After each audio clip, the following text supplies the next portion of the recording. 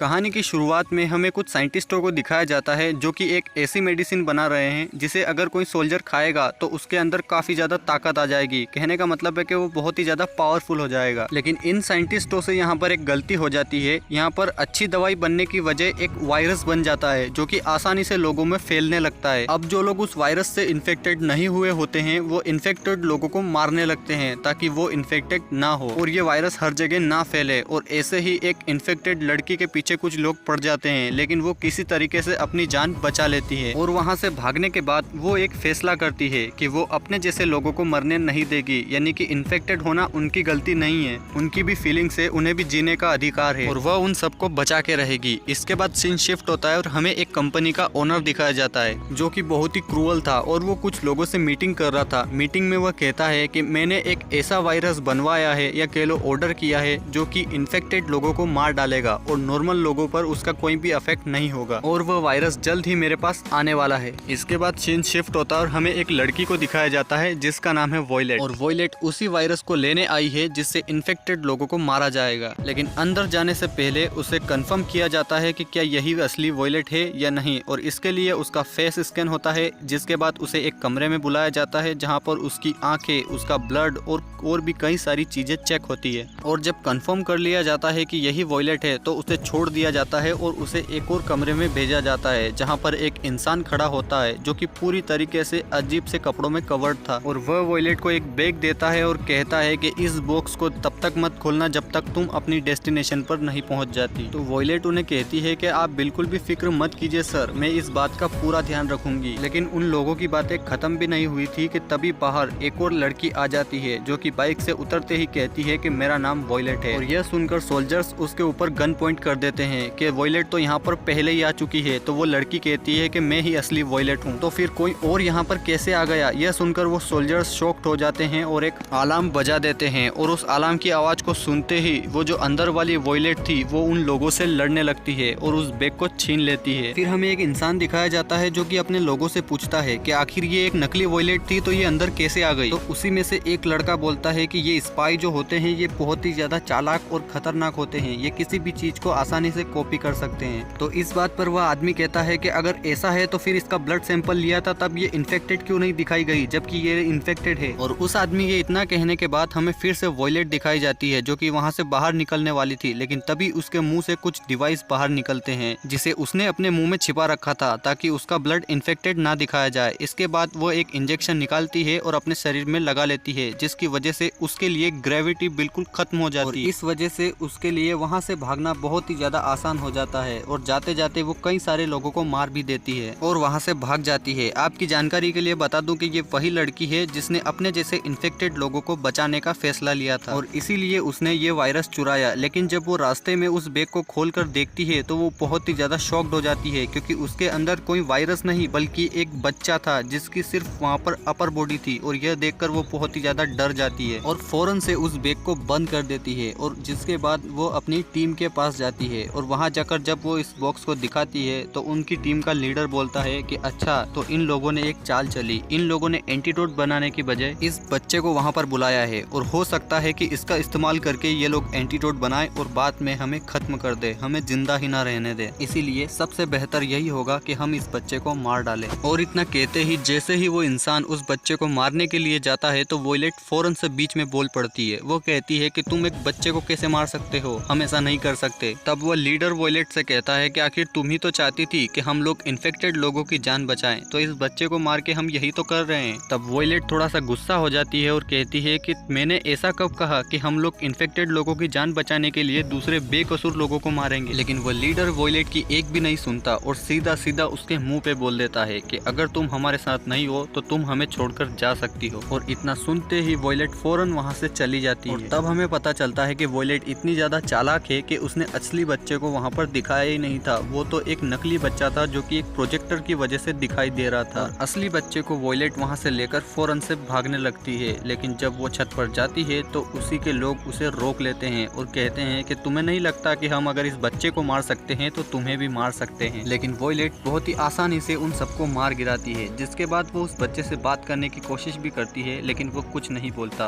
और इसके बाद वो सीधा उस बच्चे को उस ओनर के पास ले जाती है कि आखिर तुम्हें एंटीडोट बनाना था तो तुमने इस बच्चे के जरिए ही क्यों बनाया? तो वो ओनर वॉयलेट से कहता है कि ऐसा कुछ भी नहीं है, ये बच्चा तो तुम लोगों को ट्रैक करने का एक बहाना था, असल में ये मेरा असली बेटा है और तुम मुझे इसे लौटा दो। तो वॉयलेट कहती है कि ऐसा कभी भी नहीं होगा और फौरन से वहाँ से भागने लगती है। रास्ते में काफी ज्यादा लोग उसे रोकने की कोशिश करते हैं, उसकी गाड़ी पर काफी ज्यादा फायरिंग भी होती है, लेकिन वो किसी तरीके से अपनी और उस बच्चे की जान बचाकर वहाँ से भाग जाती है। और भागते भागते वो रास्ते में उस बच्चे से बात करने की काफी ज्यादा कोशिश करती है, लेकिन वो बच्चा पूरे रास्ते बिल्कुल भी नहीं बोलता। तो वॉयलेट उसे अपने एक दोस्त के पास ले जाती है जो कि एक साइंटिस्ट है, तो हो सकता है कि वो इस बच्चे के बारे में बहुत कुछ बता दे। और जब वॉयलेट अपने दोस्त के पास जाती है और जब इस लड़के का ब्लड सैंपल लिया जाता है और चेक किया जाता है तो पता चलता है कि इस लड़के से कोई भी एंटीडोट नहीं बनाया जा रहा है जिसकी वजह से इन्फेक्टेड लोगों को ठीक किया जा सके, बल्कि इसके अंदर तो एक ऐसी चीज है जिसकी वजह से नॉर्मल लोगों को भी इन्फेक्टेड किया जाता है। दरअसल उस ओनर ने इन्फेक्टेड लोगों को मारने के लिए नहीं बल्कि नॉर्मल लोगों को भी इन्फेक्टेड करने के लिए इस बच्चे को बुलाया था, ताकि काफी सारे लोग इन्फेक्टेड हो जाएं और जब वो इन्फेक्टेड लोग उसके द्वारा बनाई हुई दवाई खरीदें तो उसका काफी ज्यादा फायदा हो। और यह सब सुनकर वॉयलेट एकदम शॉक्ड रह जाती है। फिर कुछ देर बाद वॉयलेट अपने फ्रेंड से कहती है कि अगर ऐसा है तो इस बच्चे से हमें कुछ भी खतरा नहीं है और हमें इसे छोड़ देना चाहिए। लेकिन तभी वो बच्चा पहली बार बोलता है। वह कहता है कि मेरा नाम 6 है क्योंकि मैं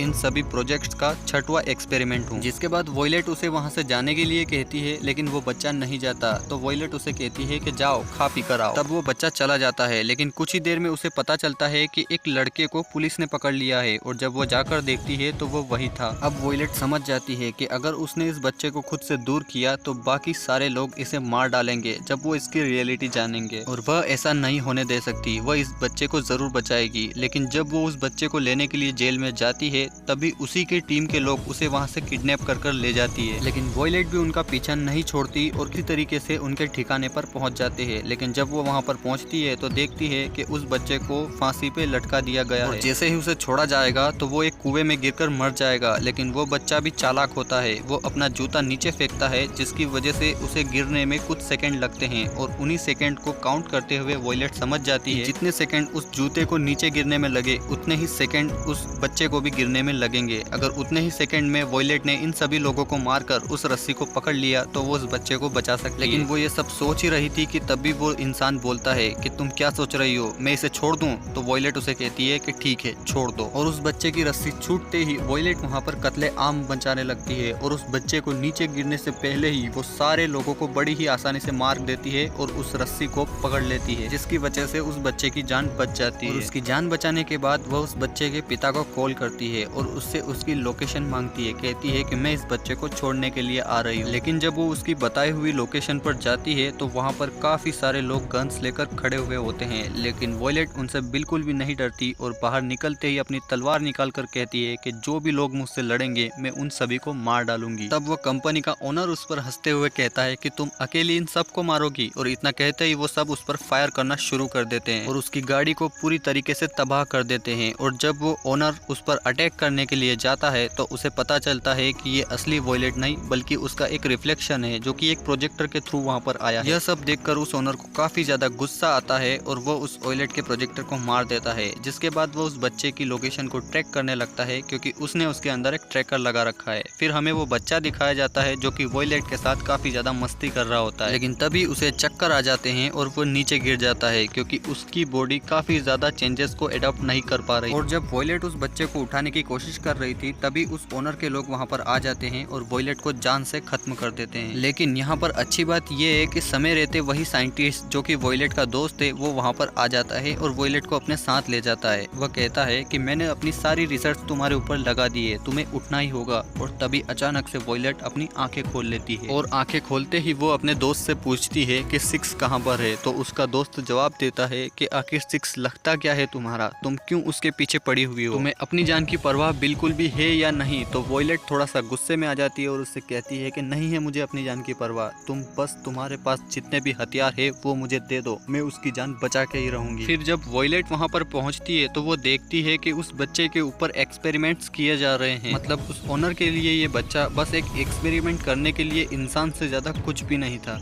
और वह ओनर उसकी बॉडी में फिर से कुछ चेंजेस करने वाला था, लेकिन तभी वहाँ पर वॉयलेट पहुँच जाती है और सभी लोगों को शूट करने लगती है। और वो इतनी ज़्यादा चालाक और खतरनाक होती है कि वह आसानी से सभी लोगों को एक एक करके मार देती है और आखिर में बस वो कंपनी का ओनर ही बचता है। लेकिन जब वॉयलेट उसके पास पहुँचती है तो वह उससे कहता है, तुम्हें क्या लगता है तुम मुझे आसानी से मार सकती हो? नहीं, बल्कि जो पावर्स तुम में है वो मुझ में भी है, क्योंकि मैं भी इन्फेक्टेड हूँ और मैंने ये सब दुनिया से इसीलिए छुपा कर रखा क्योंकि अगर उन्हें ये सब कुछ पता चल जाता तो कोई भी मेरी मेडिसिन ही नहीं खरीदता। अगर तुम अब भी लड़ना चाहती हो तो आओ। इतना कहते ही वो उससे लड़ने लगता है, लेकिन वॉयलेट तो वॉयलेट थी, वो फिर भी उस ओनर को किसी तरीके से मार गिराती है। उसे मारने के बाद वॉयलेट काफी ज्यादा खुश हो जाती है क्योंकि उस ओनर को मार के वॉयलेट ने एक तो उस बच्चे की और दूसरी सोसाइटी के काफी सारे लोगों की जान बचाई थी। और अब उस बच्चे में भी वो वायरस नहीं था जो दूसरे नॉर्मल लोगों को इन्फेक्टेड करता था। और इसी के साथ ये मूवी यहीं पर एंड हो जाती है। अगर आपको यह वीडियो पसंद आई तो वीडियो को लाइक और हमारे चैनल को सब्सक्राइब जरूर कर ले ताकि आगे भी ऐसी ही वीडियोस आपको मिलती रहे। Thanks for watching.